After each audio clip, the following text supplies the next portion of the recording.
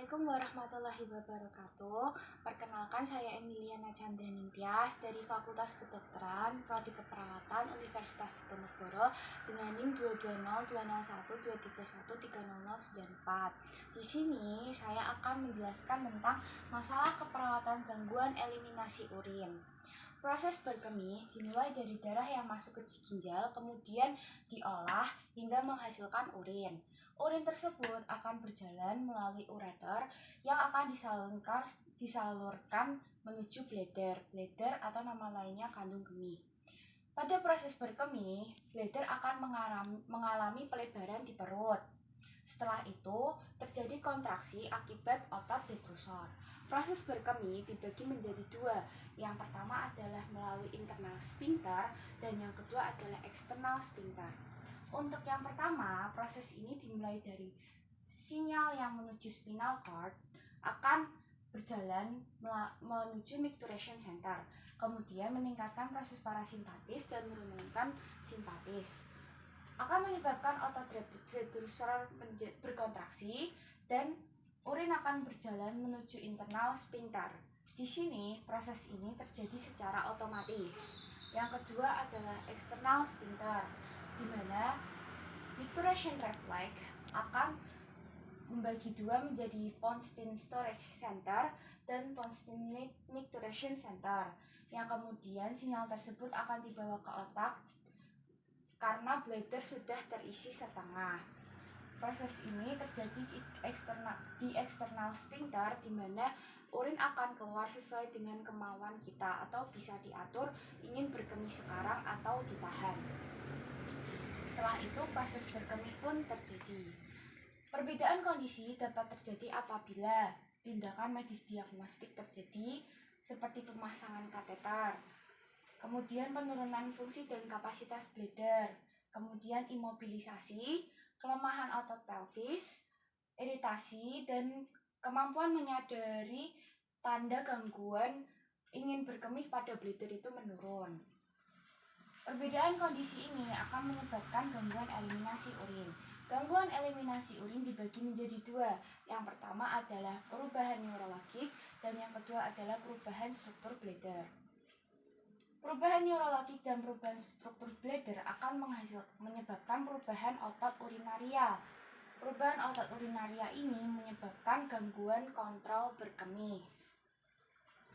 Gangguan kontrol berkemih akan menyebabkan distensi tahanan uretra, kemudian tekanan bladdernya akan meningkat.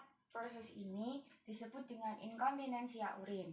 Inkontinensia urin dibagi menjadi 4. Yang pertama adalah inkontinensia urin urgensi, di mana terjadi karena overactive bladder atau proses kerja dari kandung kemih itu yang terlalu overproduktif. Di sini terjadi ketika detrusor berkontraksi secara acak, kemudian akan membuat kita berkemih secara tidak disengaja. Proses ini terjadi pada nokturia atau berkencing pada malam hari, kemudian buang air kecil yang berulang kali dan buang air kecil secara mendadak. Yang kedua adalah inkontinensia urin stres, di mana terjadi karena tekanan perut itu meningkat, menyebabkan tekanan pada kandung kemih juga meningkat. Kemudian otot sphincter akan merasa terbebani sehingga urin akan merembas dikarenakan bladdernya itu bocor. Proses ini dapat terjadi ketika orang yang menderita inkontinensia urin stres mengalami kondisi seperti batuk, bersin, tertawa, dan mengejan. Yang ketiga adalah inkontinensia urin total, terjadi karena adanya fistula. Fistula itu adalah kelainan pada sistem-sistem perkemihan yang terjadi dari lahir. Yang pertama adalah fistula vesica vaginalis, yang kedua adalah fistula uretra vaginalis. Yang keempat adalah inkontinensia urin overflow, di mana terjadi karena adanya penyakit tertentu seperti diabetes mellitus, cedera medula spinalis, dan saluran kencingnya tersumbat. Saluran kencing tersumbat ini dapat terjadi karena penyakit batu ginjal atau terjadi juga karena tindakan medis diagnostik seperti pemasangan kateter. ditandai dengan terjadinya gangguan saraf yang menyebabkan otot retrosol melemah, kemudian menyebabkan pengosongan pada bladder bermasalah, sehingga urin akan meluap dan merembes melalui sphincter.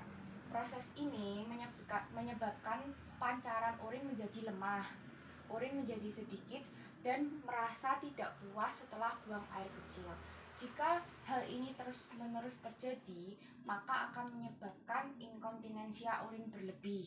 Inkontinensia urin berlebih ini jika terjadi secara terus-menerus dalam jangka waktu yang lama akan menyebabkan retensi urin yang ditandai dengan disuria, anuria, dan distensi pada bladder. Sekian penjelasan dari saya. Apabila ada kesalahan mohon dimaafkan. Wassalamualaikum warahmatullahi wabarakatuh.